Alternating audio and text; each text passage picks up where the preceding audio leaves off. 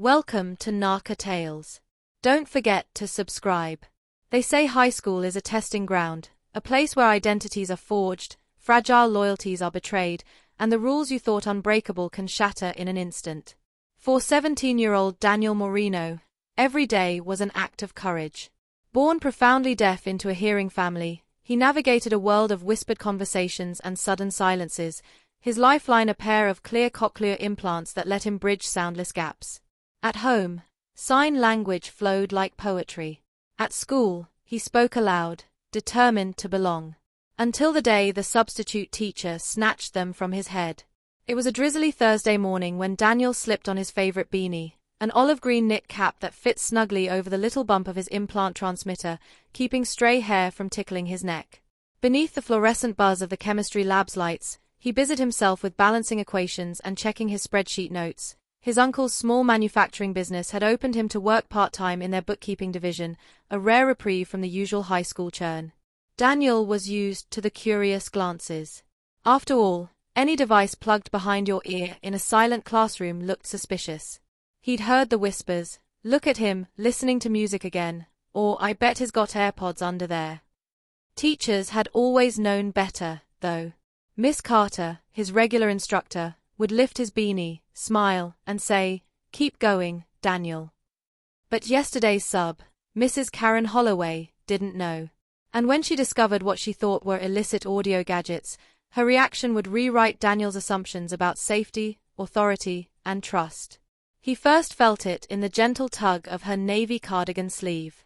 "Remove them," she hissed, her voice too loud, too harsh in the hush of the lab. "Now!" Daniel froze, pen suspended over his notes. He looked up, planting his feet on the cool linoleum. "These are my cochlear implants," he signed with both hands. He peeled off the beanie and tapped the tiny wires coiled around his ear. "Don't give me that." Karen snapped, scowling. "You're not fooling me, those are wireless earphones. I saw them coach in the hall." His chest pounded like a timpani. He gestured again, trying to be calm. "I have a medical card. You can call the office." Mrs. Holloway leaned in, her eyes hard pits of judgment. "Or I can just confiscate them," she declared, yanking at the hooked magnet that fastened implant to skull. Time fractured. Daniel's world shrank to the distance between his delicate device and her relentless fingers. He slapped her hand away, an impulsive flash of fear. "Don't you dare touch them," he shouted. Gasps erupted around them. Students spilled from benches. Bunsen burners hissed. The substitute recoiled, clutching her cardigan. "Hey!" Daniel stood, voice raw and ringing through the sudden silence. "You have no right to take what lets me hear you. You don't know what you're doing." He saw the flush of shock on her cheeks. For an instant, he thought she would step back. Instead, she rounded his desk, cackling. In one swift, cruel motion, she ripped both implant magnets off his head and held them up like trophies. "Let's see you call the nurse now," she sneered. The room tipped. Daniel lunged, grabbing for her hands. "Give them back, now." Tears of rage and terror burned in his eyes. He yanked, she resisted, and in that moment the clang of her steel-heeled shoe on his desk echoed like the crack of a whip. "Stop it, boy," she roared. "You're in MY class." Red mist crawled across Daniel's vision. Did he slam her hands into the metal countertop? Did he hiss through gritted teeth, "You don't get to do this"? He can't recall. Only the blood pounding in his ears, the dizzying fear that they'd break his lifeline forever. The principal's office was a tableau of confusion.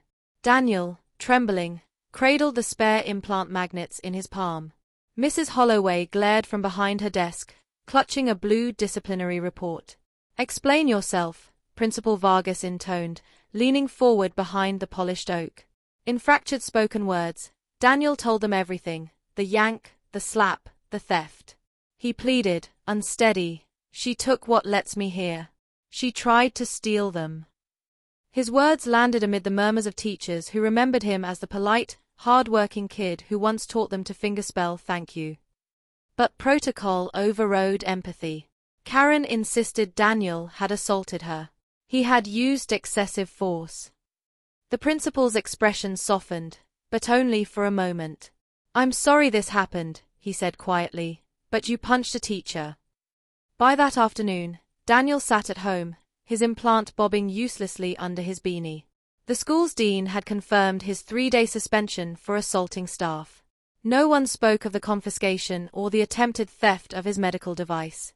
At dinner, he pointedly cradled a metal spoon to his ear, pretending to test for sound. His mother's eyes brimmed. She reached across the table to squeeze his hand.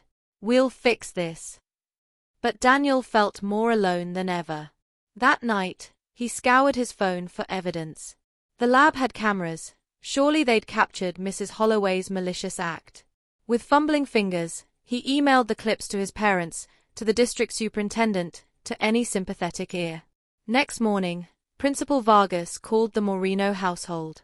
His voice was clipped. "We have reviewed the footage. We apologize for how the substitute teacher behaved. We will discipline her accordingly." Relief surged in Daniel's chest, only to be punctured moments later. However, the principal continued, "Your suspension still stands. Assaulting staff is against policy." Daniel's father, who'd listened at the kitchen phone, slammed his fist. "Her policy broke his disability rights," he thundered. "You're punishing the victim." Principal Vargas sighed. "I'm afraid that's what the handbook requires." Word spread like wildfire. Students rallied around Daniel in the hallways, signing #Hear Our Voices on posters taped to lockers. Friends walked home with him each day, 3 deep, to guard against loneliness. The local news ran a short segment, "School conflicts, deaf student suspended after clashing with substitute." Comments scrolled below, some sympathetic, others accusing Daniel of theatrics. But the deaf community mobilized. Disability rights attorneys offered pro bono counsel. A petition circulated, demanding the school reinstate Daniel and remove the substitute teacher. 10 days later, a district hearing convened in the dusty gym. Daniel sat in a folding chair beside his lawyer, arms folded protectively around the small plastic processors of his implants. Across the table sat Mrs. Holloway in a crisp blazer, triumph flashing in her eyes, until the lawyer played the video. On the big screen, her hand yanked Daniel's implant. Her eyes glared at him. "Let's remove the cheating device," she'd sneered. The courtroom murmured. Mrs. Holloway's face drained. The attorney leaned forward. "Your Honor, this is an unambiguous case of theft of medical devices, assault on a protected student, and violation of disability rights under federal law." A gavel pounded. "Ms. Holloway," the hearing officer said, "you are hereby terminated from this district immediately. You may not hold any position that involves minors." Then he turned to the suspension. As for Daniel Moreno, the committee finds his actions were in self-defense of his disability aids. His suspension is rescinded. A cheer erupted. Daniel's cheeks blurred with tears. He stood, clutching his implants, and caught his reflection in the polished trophy display, the boy who'd fought for the right to hear. 3 months later, Daniel strode the halls with newfound confidence. Teachers greeted him by name. His implants glowed beneath bark-brown hair, magnets shining like defiant stars. In the auditorium, he was awarded the Young Advocate for Disability Rights Scholarship, his speech delivered in a blend of spoken words and fluent sign, leaving the audience awed into stillness. He spoke of fear, of stolen devices, of the day he was forced to choose between meek compliance and the raw surge of self-defense. He told them, "I would do it again. Because we all deserve the right to hear, to be heard, and to stand up when someone tries to take that away." Don't forget to subscribe. The substitute teacher never returned.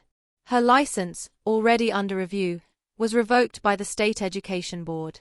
The principal's handbook was rewritten. BYOI, Bring Your Own Implants, was written into policy. And every student with a disability learned that rules bend for justice, that authority can be held to account, and that a single voice, fused with courage, can shatter the most ingrained silence. This was Narca Tales. When they try to steal your lifeline, you fight back. And when you win, You illuminate the path for everyone else who walks in your footsteps. Don't forget to subscribe.